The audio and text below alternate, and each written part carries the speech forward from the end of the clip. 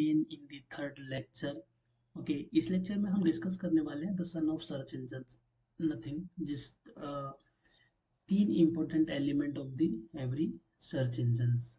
सो हम अब बोल सकते हैं कि ये सारे एलिमेंट्स है, these are the son of search engine, because जितनी भी प्रोसेस सर्च इंजन में होती हैं, ओके, वेबसाइट रैंकिंग से लेके just auditing, crawling, indexing, ranking, फिर हमारी वेबसाइट रैंक होती है, अल्गोरिदम्स हमारे वेबसाइट का कंटेंट चेक करती हैं. सो उस पूरी की पूरी प्रोसेस में ये तीन एलिमेंट जो हैं वो बहुत बहुत इम्पोर्टेंट है.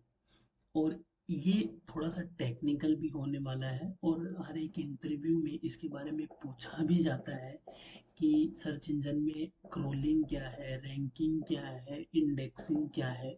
ओके, सो इस लेक्चर को आप ध्यान से सुने, आप नोट्स क्रिएट कर सकते हैं.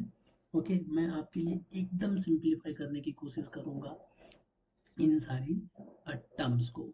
ओके, सो स्टार्ट करते हैं हम क्रोलिंग से. Okay, so crawling means just search engine key bots, okay, also known as crawler or spider, discover and scan the website's content. Okay, तो सिंपल है कि जो भी ये क्रोलर है या जो भी सर्च इंजन की बॉट्स हैं वो कुछ नहीं है. ठीक है, वो bots are simple just programmes.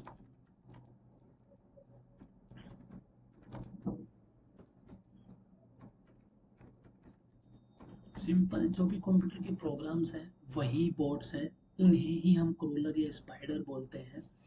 तो वो सिंपली सबसे पहले क्या करते हैं कि वेबसाइट के ऊपर जो भी कंटेंट है उसे डिस्कवर करते हैं, उसे स्कैन करते हैं, या सिंपल सी लैंग्वेज में क्रोल करते हैं पूरे के पूरे इंटरनेट पे, वेबसाइट्स पे, कि वेब पे क्या क्या कंटेंट अवेलेबल है, कितने पेजेस है, किस पेज पे क्या कंटेंट अवेलेबल है, पूरा का पूरा वो क्रोल करते हैं और पूरी की पूरी वेबसाइट को स्कैन करते हैं. उसके बाद जो सेकेंड प्रोसेस आती है वो इंडेक्सिंग.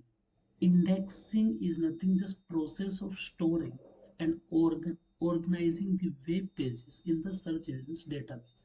ठीक है, क्रोलिंग यानी कि जो क्रोलर्स है उनका काम हो गया है, उन्होंने वेबसाइट के कंटेंट को डिस्कवर कर लिया. उसके बाद सेकंड प्रोसेस जो है कि सर्च इंजन के डेटाबेस के अंदर, ओके, जो वो वेबसाइट का कंटेंट था उसे स्टोर करते हैं, ऑर्गेनाइज करते हैं और कैटेगराइज करते हैं. तो ये जो प्रोसेस है उसे हम इंडेक्सिंग कहते हैं, कि पूरे के पूरे कंटेंट को, जैसे कि लेट्स टेक एन एग्जांपल कि मैं, यूजर ने क्वेरी सर्च की like toys of near by me, तो जैसे ही वो क्वेरी सर्च इंजन के एल्गोरिदम को ट्रिगर होती है, क्रोलर आते हैं, अलग अलग वेबसाइट्स पे जाके पूरे के पूरे कंटेंट को स्कैन करते हैं, डिस्कवर करते हैं, फिर उस वेबसाइट के कंटेंट को सर्च इंजन के डेटाबेस में स्टोर करते हैं, जिसे हम इंडेक्सिंग कहते हैं. Okay, then ranking is nothing just website position on a search engine result page. Okay, SERP, search engine result pages पे जो वेबसाइट की पोजीशन हम दिखाते हैं उसे हम रैंकिंग कहते हैं. ओके, सो फिर से रिवाइंड करते हैं. क्रोलिंग सिंपली कंटेंट को डिस्कवर करना या कंटेंट को स्कैन करना. इंडेक्सिंग उसी कंटेंट को कैटेगराइज, ऑर्गेनाइज करना सर्च इंजन के डेटाबेस के अंदर, और ऑर्गेनाइज करने के बाद, ओके, उसी कंटेंट को या किसी वेबसाइट को गूगल के ऊपर या किसी भी सर्च इंजन के पेजेस के ऊपर उसे रैंक करना, इस प्रोसेस को हम रैंकिंग कहते हैं. ओके, रैंकिंग के अंदर बहुत सारे फैक्टर्स हैं. ओके, अलग अलग फैक्टर्स हैं अगर हमें कोई वेबसाइट सर्च इंजन के टॉप में रैंक करवानी हो तो. ओके, वो एक अलग चैप्टर है, बट पहले हम ये तीन जो टेक्निकल टर्म्स है, क्रोलिंग, इंडेक्सिंग और रैंकिंग, वो समझ लें. सो स्टेप बाय स्टेप होती है ये प्रोसेस भी. लाइक पहले क्रोलिंग होगी, वेबसाइट के कंटेंट को जाना, फिर इंडेक्सिंग होगी, उसी कंटेंट को डेटाबेस के अंदर ऑर्गेनाइज किया, और फिर ऑर्गेनाइज किए हुए कंटेंट को हमने SERP में रैंक करवाया. ओके, सो ये तीन एलिमेंट बहुत इंपॉर्टेंट है सर्च इंजन में.